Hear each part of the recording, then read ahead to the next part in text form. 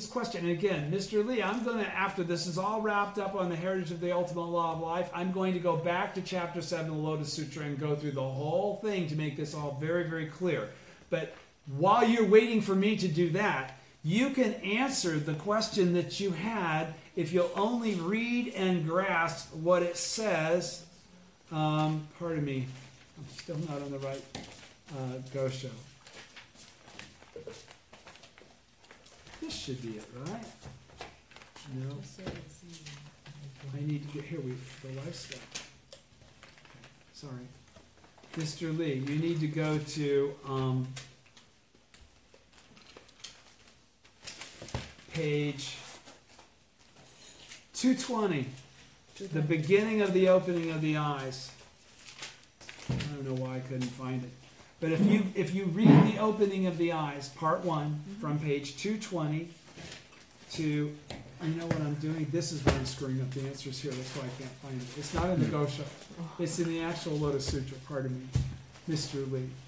All right, I looked all this up for you, brother. Here we go. Here it is. All right, I'm ready to read it. I'll read it to him now. Okay. You can find it on the Lotus Sutra, okay? That's in www.nichirenlibrary.org. You can get all this material there free online. It's open source. And I'm just going to read the first 3 pages, okay? Here, right now. All right. At that time, from page 265 of the Lotus Sutra, this is actually, again, the Lifespan of the Thus Come One chapter. The Lifespan chapter. At that time, the Buddha spoke to the Bodhisattvas and all the great assembly. Good men, you must believe and understand the truthful words of the Thus Come One. And again he said to the great assembly, you must believe and understand the truthful words of the Thus Come One. And once more he said to the great assembly, you must believe and understand the truthful words of the Thus Come One. So what's he saying there, first of all? You got to believe what I'm telling you now. Doesn't matter what I've already said. Believe what I'm saying at this moment. He says, it continues. At that time, the Bodhisattvas and the great assembly with Maitreya as their leader pressed their palms together and addressed the Buddha saying, World-honored one, we beg you to explain. We will believe and accept the Buddha's words. They spoke in this manner 3 times, and then they said once more, we beg you to explain. We will believe and accept the Buddha's words. At that time, the world-honored one, seeing that the Bodhisattvas repeated their request 3 times and more, spoke to them, saying, you must listen carefully and hear of the Thus Come One's secret and his transcendental powers.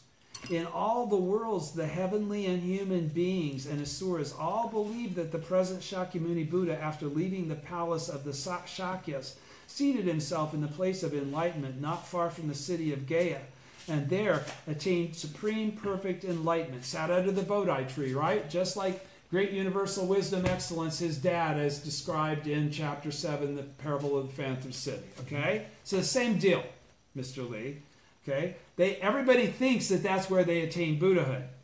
He says, in all the worlds, the heavenly and human beings and asuras all believe that the present Shakyamuni Buddha, after leaving the palace of the Shakyas, seated himself in the place of enlightenment not far from the city of Gaya, and there attained supreme perfect enlightenment. But good men, it has been immeasurable, boundless, hundreds, thousands, 10,000s, millions of nayutas, of kalpas, since I in fact attained Buddhahood. Suppose a person were to take 500, 1,000, 10,000, a million Nayuta Asamyak major world systems and grind them to dust. Then moving eastward each time he passes 500, 1,000, 10,000, a million Nayutas Asamyaks worlds, he drops a particle of dust. He continues eastward in this way until he has finished dropping all the particles. Good men, what is your opinion? Can the total number of all these worlds be imagined or calculated? The Bodhisattva Maitreya and others said to the Buddha, world-honored one, these worlds are immeasurable, boundless. One cannot calculate their number, nor does the mind have the power to encompass them. Even all the voice hearers and Pratyeka Buddhas with their wisdom free of outflows could not imagine or understand how many there are. Although we abide in the stage of non-regression, we cannot comprehend such a matter.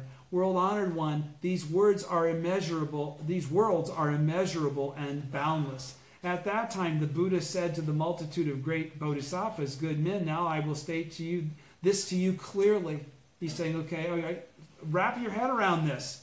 Suppose all these worlds, whether they received, all those worlds that he was passing before he was going to put another dust particle down. He says, now suppose all these worlds, whether they received a particle of dust or not, are once more reduced to dust. Let one particle represent one kalpa. The time that has passed since I attained Buddhahood surpasses this by 100, 1,000, 10,000, a million Nayuta Asamyak kalpas. Ever since then, I have been constantly in the Sahe world preaching the law, teaching and converting. And elsewhere, I have led and benefited living beings in hundreds, thousands, 10,000s, millions of Nayutas and Asamyaks of land. So what is he saying? What has all of this been saying? A completely different factual reality than what has already been expressed in the first 15 chapters. Okay? In all of the theoretical teaching, chapter 1 through 14, he has not attained Buddhahood until the Bodhi tree. Okay? So he's blowing out all of the doctrine that he's laid down up until this moment. And what he's about to explain is I had to, because you couldn't have understood the truth until now. He says, the time that has passed since I attained Buddhahood surpasses this. Surpasses what I just now told you that you can't possibly fathom. Surpasses this by 100, 1,000, 10,000, a million Nayuta Asamyak kalpas. Ever since then, I've been constantly in the Sahe world, preaching the law, teaching and converting. And elsewhere, I have led and benefited living beings in hundreds, thousands, 10,000s, millions of Nayutas of Asamyaks of lands. Good men, during that time I have spoken. Don't remember those first 8 or 9 chapters, the weird shit that's in there, burning torch and all that stuff, right? Or, Mr. Lee, what you read about great universal wisdom, excellence, nodding to everybody and 10 more kalpas going by before he nods again. This stuff is all metaphorical. It gotta be. If you're thinking it's real, it's meaningless, okay? He says, good men, during that time I have spoken. Now, this is again from the 16th chapter. This is what he's already talked about in the previous chapters in the theoretical teaching of chapter 1 through 14. Good men, during that time I have spoken about the Buddha, burning torch, and others, and described how they entered nirvana, or were blown out, or ceased. They accomplished the mission of trying to cease to exist, to eliminate suffering, right? He says, and described how they entered nirvana. All this I employed as an expedient means to make distinctions, to help you understand differences that would allow you to get your head wrapped around the truth I'm going to lay on you now in the Lotus Sutra. Good men, if there are living beings who come to me, I employ my Buddha eye to observe whether their faith and other faculties are keen or dull, and then depending on how receptive they are, and then depending upon how receptive they are to salvation, I appear in different places and preach to them under different names and describe my lifespan as long or short. Sometimes when I make my appearance, I say that I am about to enter nirvana and to employ expedient means to preach the subtle and wonderful law, thus causing living beings to awaken joyful minds. Good men, the thus come one observes how among living beings there are those who delight in lesser teachings, meager in virtue and heavy with defilement. They can't believe the truth when they hear the truth.